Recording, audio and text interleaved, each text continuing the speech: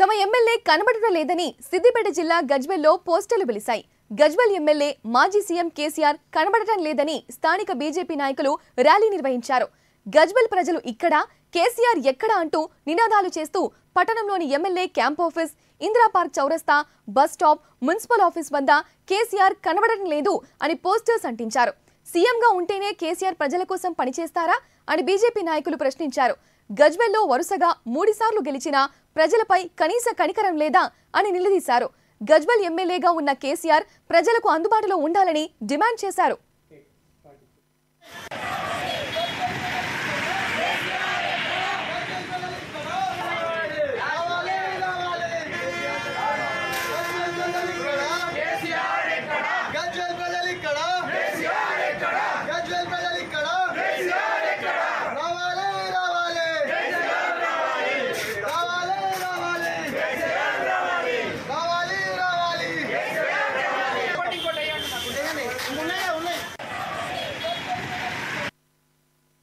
November 28 తారీఖు నాడు ఎలక్షన్ల సమయంలో గజ్వెల్ నియోజకవర్గానికి ఎన్నికల ప్రచారానికి వచ్చి ఒక బహిరంగ సభ పెట్టి బహిరంగ సభలో మాట్లాడిపోయినప్పటి నుండి ఇంతవరకు కూడా ఈ రోజు వరకు కూడా మళ్ళీ మా గజ్వెలకు కల్పించినటువంటి పరిస్థితి లేదు.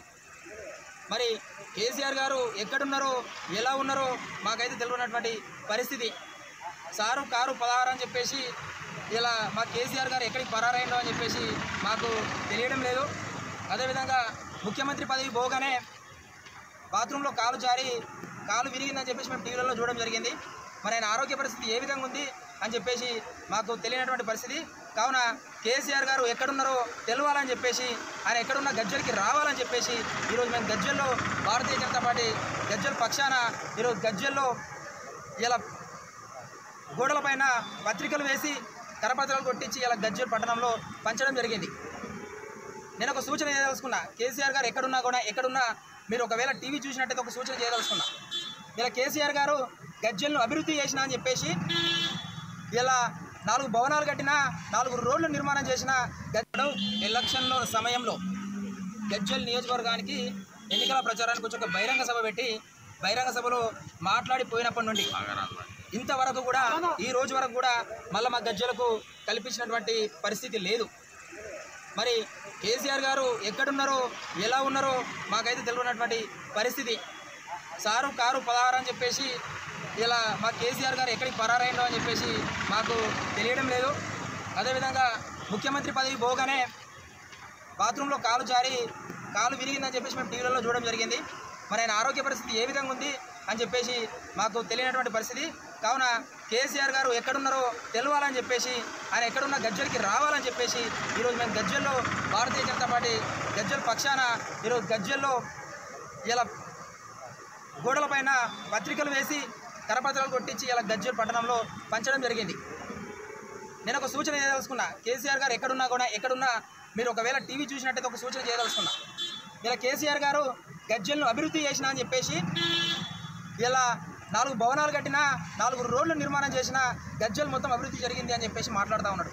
నేను అడుగుతా ఉన్నా, కేసీఆర్ గారు మీరు కట్టించినటువంటి ఏదైతే గజ్వెల్లో ఉన్నటువంటి 100 పడకల ఆసుపత్రి ఏదైతే ఉందో అక్కడ కేవలం ఆసుపత్రి మాత్రమే కనిపిస్తుంది. దాంట్లో డాక్టర్లు కనిపించరు, దాంట్లో సూదులు ఉండవు, దాంట్లో ట్యాబ్లెట్లు ఉండవు, దాంట్లో స్కానింగ్ సెంటర్లు ఉండవు.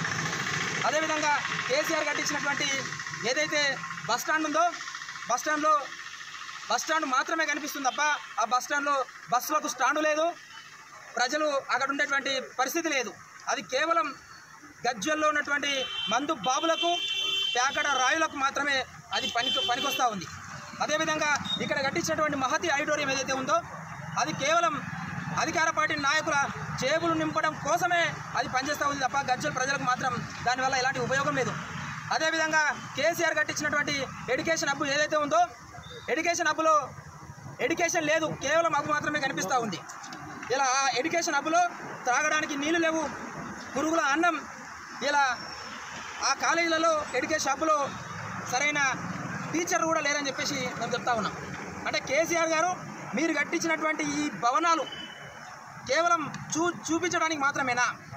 మరి వాటిలో సక్రమంగా పని జరుగుతూ ఉందా లేదా? అవి గజ్వెల్ ప్రజలకు ఎంతవరకు ఉపయోగపడుతుందని చెప్పేసి మీకు కనీస అవగాహన లేదు, కనీస చిత్తశుద్ధి లేదని చెప్పి నేను గుర్తు చేస్తా ఉన్నా.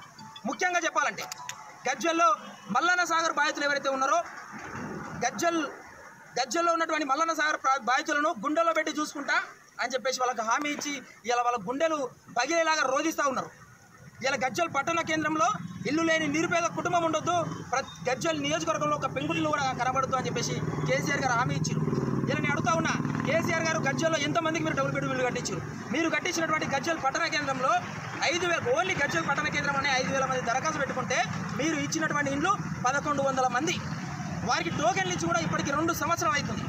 ఇంతవరకు వాళ్ళకు ఇల్లు ఇచ్చినటువంటి దాఖలా లేవు. ఇలా మీ అభివృద్ధి గజ్వెల్లో పరిస్థితి చూస్తూ ఉంటే